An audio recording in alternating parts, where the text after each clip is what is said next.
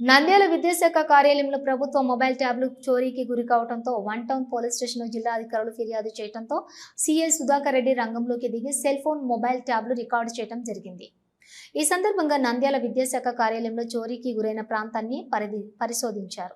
మరికొన్ని మొబైల్ ఫోన్లు రికవర్ చేయడం జరిగింది. ఈ సందర్భంగా జిల్లా అధికారి శంకర్ ప్రసాద్ మాట్లాడుతూ మొబైల్ ఫోన్లు చోరీకి గురి కావడంతో పోలీసులకు ఫిర్యాదు చేసిన వెంటనే సీఐ సుధాకర్ రెడ్డి వెంటనే రికవరీ చేయడం అభినందనీయమని ఆనందాన్ని వ్యక్తం చేశారు.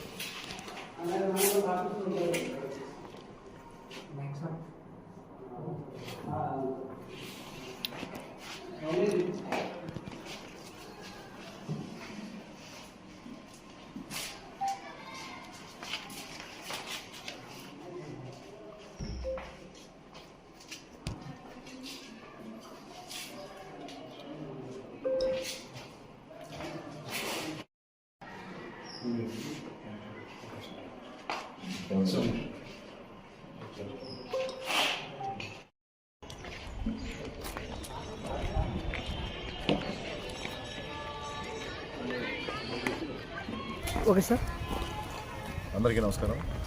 ఈరోజు ఈ నెల 11వ తేదీన రిపోర్ట్ అయినటువంటి దొంగతనం కేసులో డిప్యూటీ డిఓ ఆఫీస్లో 90 ట్యాబులు దొంగలించడం జరిగింది.